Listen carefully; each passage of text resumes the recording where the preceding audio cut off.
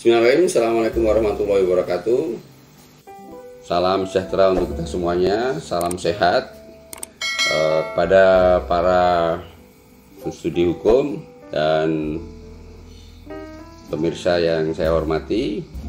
Kali ini kita akan mendiskusikan mengenai metode penelitian hukum. Metode penelitian hukum ini menjadi satu yang penting dalam bagian kurikulum dan mata kuliah ilmu hukum, baik pada strata S1, S2 maupun S3. Metode penelitian hukum pada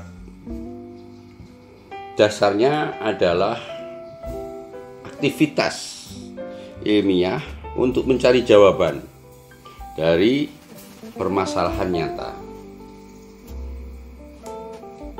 Narasi ini memberikan beberapa poin. Yang pertama adalah aktivitas ilmiah.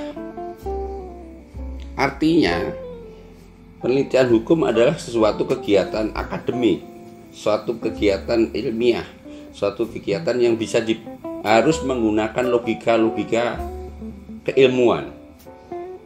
Bukan sesuatu yang fiksi, bukan sesuatu yang di luar logika-logika rasional. Itu yang pertama. Yang kedua adalah mencari jawaban dari permasalahan nyata. Artinya penelitian itu harus berangkat dari permasalahan nyata, permasalahan yang faktual. Artinya bahwa penelitian hukum harus dimulai dari suatu realitas atau peristiwa hukum yang telah terjadi, bukan yang belum terjadi. Hal ini berbeda dengan ketika kita menulis legal opinion. Legal opinion atau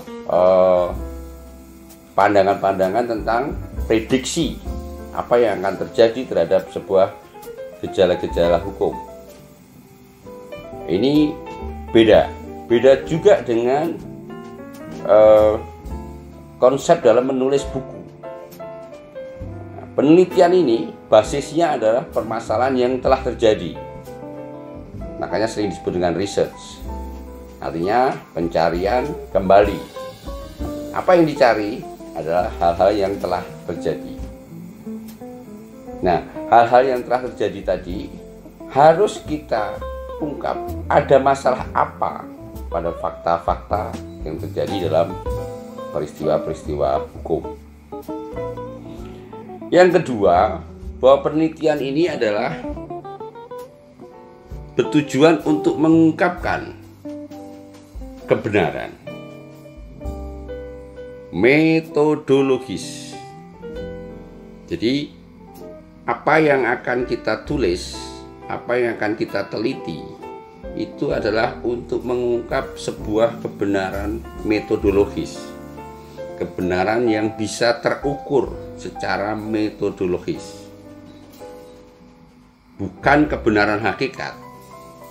Sehingga inilah yang kemudian menjadikan aktivitas penelitian itu bagian dari pengembangan ilmu pengetahuan, di mana secara metodologis itu bisa saja peristiwa-peristiwa itu berkembang dan kebenaran-kebenaran itu berubah.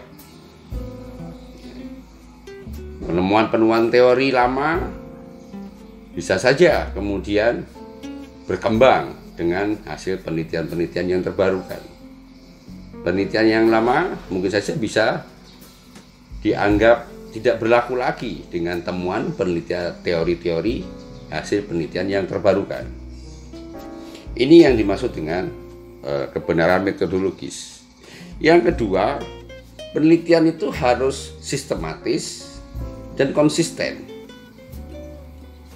Yang dimaksud dengan sistematis dan konsisten bahwa apa yang kita mau teliti itu fokus, baik dari topiknya, dari masalahnya, dari teori-teori yang kita gunakan, kemudian metode yang kita akan pakai untuk melakukan penelitian tersebut, metode analisisnya, hingga kepada simpulan. Itu harus sistematis dan konsisten. Jadi yang terpenting adalah sistematikanya itu konsisten. Oleh karena itu, kalau misalnya dari teman-teman, saudara-saudara yang sedang melakukan studi baik di S1, S2, S3, ketika diuji pada saat pendadaran atau pada ujian, maka para penguji itu akan menanyakan tentang sistematika ini, runut tidak, konsisten tidak, lalu terukur nggak secara metodologis. Itu yang terpenting. Nah, kemudian ingin saya sampaikan juga bahwa ada beberapa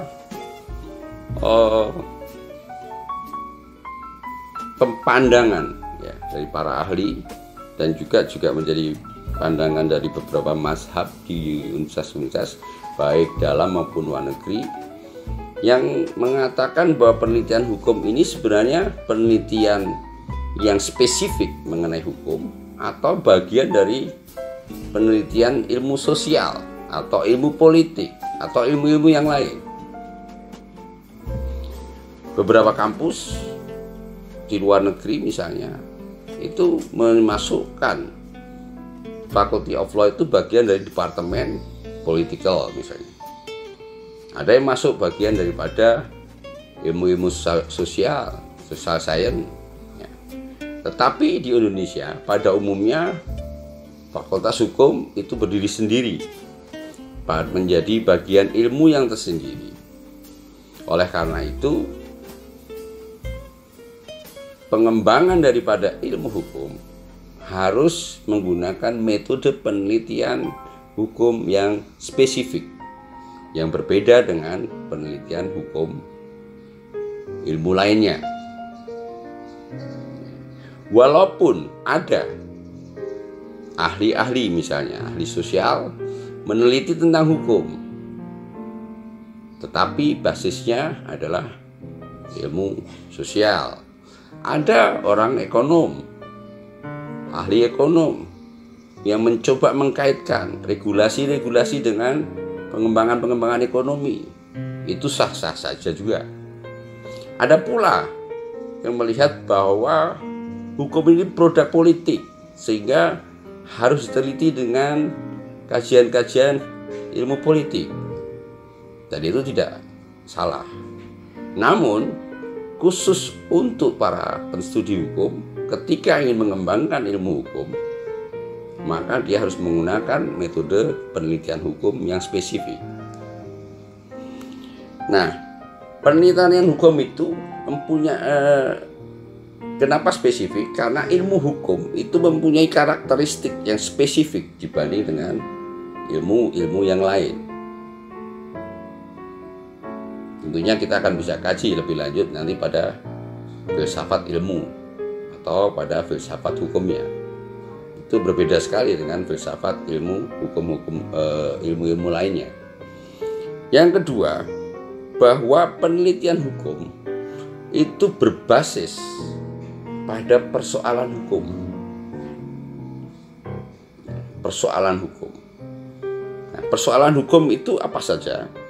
Persoalan hukum itu terbagi pada dua hal. Pada persoalan norma atau pada persoalan realita. Jadi ada dua yang menjadi sumber persoalan hukum sebagai basis penelitian hukum adalah persoalan di dunia norma. Apakah itu kaidah, apakah itu peraturan, apakah itu asas, apakah itu teori hukum, apakah itu filsafat hukum, dan seterusnya. Apakah itu putusan pengadilan dan sebagainya, kontrak-kontrak. Ada juga yang berbasis pada realitas hukum, di mana penelitian berbasis pada persoalan ketika hukum itu bekerja di dalam masyarakat. Jadi intinya penelitian hukum harus berbasis pada persoalan hukum. Ini yang harus difahami dulu supaya kita bisa membedakan antara penelitian hukum dengan penelitian ilmu yang lain.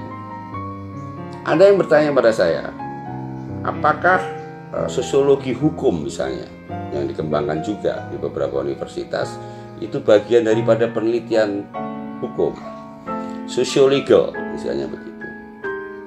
Ada, tapi ada dua pembagian di sana, yaitu bagian dari mazhab sociological jurisprudence, di mana tentang realitas hukum dari peristiwa hukum yang berkaitan dengan perilaku masyarakat atau manusia atau organisasi kemasyarakatan yang berkaitan dengan dunia norma.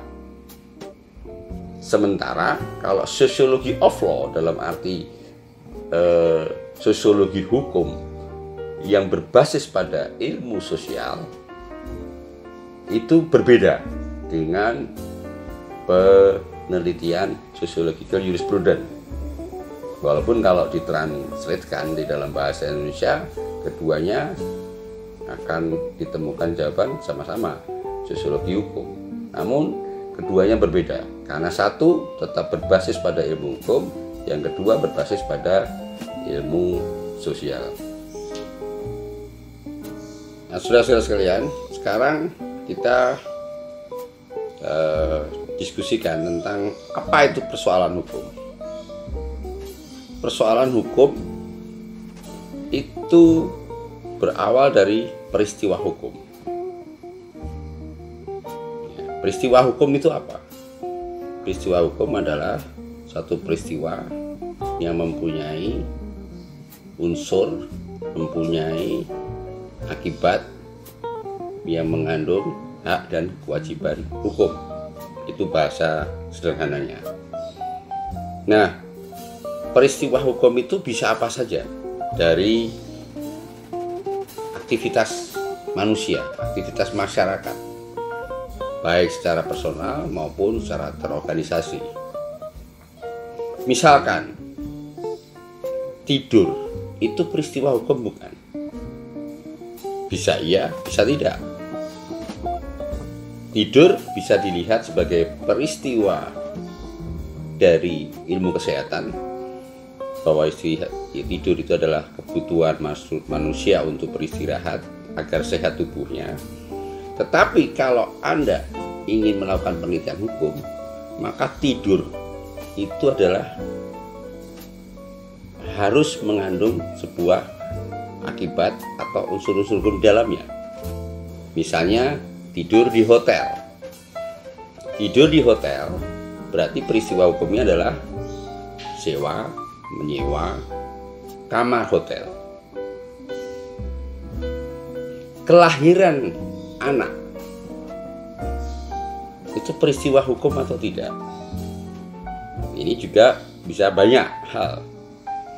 Bisa dari misalnya ilmu kependudukan tentang populasi, bisa dari ilmu kesehatan, bagaimana kesehatan anak. Tetapi jika Anda ingin meneliti tentang kelahiran seorang bayi dari peristiwa hukum, maka Anda harus melihat aspek hukum dari seorang kelahiran bayi itu apa. Misalnya status anak, itu hak atas anak dan seterusnya.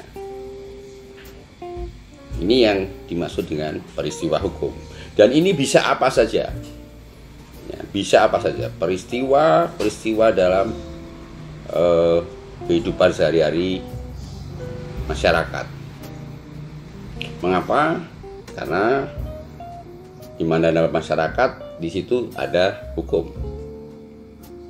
Dari ada hukum itulah yang kemudian kita bisa mengambil topik-topik, tema-tema penelitian yang berangkat dari persoalan-persoalan hukum tadi. Nah, kalau kemudian kita akan melakukan penelitian hukum yang berangkat dari peristiwa hukum yang tadi sudah saya sampaikan, bisa peristiwa hukum itu adalah peristiwa tentang dunia norma dan dunia realita. Maka bisa saya contohkan, persoalan hukum itu bisa lahir dari problem antara norma dengan norma, atau konsepsi hukum, atau teori hukum. Bahwa ada kaidah-kaidah dalam sebuah aturan misalnya, ini tidak sesuai dengan teori-teori hukum, tidak sesuai dengan aturan-aturan hukum yang lebih tinggi, dan sebagainya. Atau sebuah putusan pengadilan atau kontrak misalnya tidak sesuai dengan asas-asas hukum, tidak sesuai dengan peraturan perundangan misalnya. Nah, ini adalah persoalan hukum yang berangkat dari dunia norma. Kemudian peristiwa yang kedua adalah peristiwa hukum yang lahir dari persoalan norma dengan realita hukum. Jadi misalnya ada sebuah aturan, dan aturan itu ketika diterapkan di dalam masyarakat, dan bagaimana perilaku masyarakat atau interaksi antara masyarakat dengan norma tadi, itulah yang kemudian jika terjadi satu gap, terjadi satu ketidaksesuaian, itulah menjadi masalah hukum. Yang ketiga, persoalan hukum bisa lahir dari realita hukum dengan realita hukum yang lain. Misalnya, bagaimana ketaatan masyarakat dalam berlalu lintas di kota Jakarta misalnya dengan di kota Surabaya. Bisa saja hal ini menjadi berbeda. Bagaimana misalnya masyarakat dalam membayar pajak di kota-kota besar dan di daerah-daerah pedesaan. Ini dua realitas hukum yang jika ada gap, maka itu menjadi persoalan hukum yang bisa menjadi basis Anda untuk memulai melakukan penelitian. Selanjutnya, saya ingin menyampaikan tentang penjenjangan atau kualifikasi akademik di bidang hukum. Ini saya berangkat dari strata pendidikan. Kalau pertanyaannya adalah apa beda skripsi, tesis, dan disertasi? Karena sering kita temukan skripsi atau disertasi, tetapi kajiannya atau berbau skripsi. Begitu juga sebaliknya. Nah, kalau kita melihat untuk menjelaskan pemahaman ini, kita harus melihat tentang output daripada strata pendidikan tadi. Misalnya sarjana itu menjadi legal professional. Kalau magister itu menjadi legal scientist. Kalau doktoral S3 itu menjadi legal filosofis. Maka tema kajian atau persoalan-persoalan hukum yang akan diajukan itu akan terlihat perbedaan. Jika untuk skripsi misalnya, maka sebagai legal profesional, seorang sarjana itu harus mampu menyelesaikan masalah teknis hukum. Jadi kajiannya lebih kepada bagaimana menyelesaikan persoalan teknis hukum. Sementara untuk magister itu naik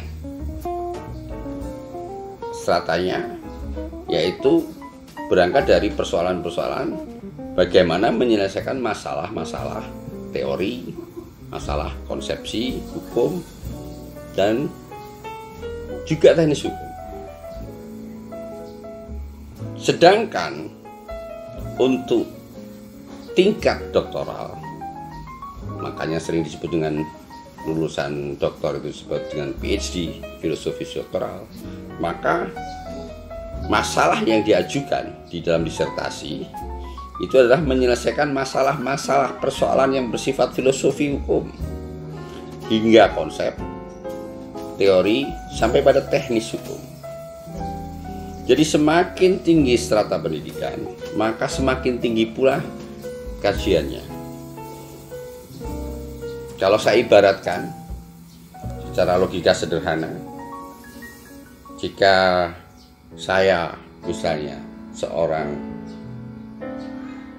bengkel sepeda motor begitu, ada motor rusak, kalau S1 hanya berpikir bagaimana membuat mesin motor itu kembali bisa hidup atau memperbaiki mesin motor itu, cukup sampai pada itu.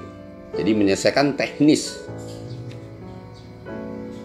Sedangkan untuk tesis itu ketika ada motor rusak, maka seorang magister itu sudah berpikir bagaimana mendesain mesin sepeda motor supaya tidak mudah rusak. Nah, ini jadi sudah masuk pada level-level konsep teori. Sedangkan untuk tingkat doktoral, di mana kajiannya filosofis, maka ketika saya jadi bengkel, saya berpikir tidak hanya bagaimana membetulkan mesin motor supaya tidak rusak, atau bagaimana mendesain mesin motor yang lebih baik, tetapi mempertanyakan hal yang bersifat filosofis. Mengapa sepeda motor perlu mesin yang bisa rusak? Kenapa? Adakah alternatif lain? Adakah pemikiran-pemikiran lain? Mengapa sepeda motor perlu mesin? Nah, inilah yang kemudian kedalamannya berbeda tingkat kajiannya. Saya sering mengatakan bahwa kalau skripsi itu hanya membuat bak mandi, ya, tidak besar, tidak terlalu dalam. Tetapi ketika kita bicara tesis, maka kita mengkaji tentang kolam renang, agak dalam dan agak luas. Nah, tapi kalau kita bicara disertasi, maka yang kita kaji adalah sumur, hal yang kecil, fokus, tapi sangat mendalam, dari level filosofi, teori, hingga teknisnya.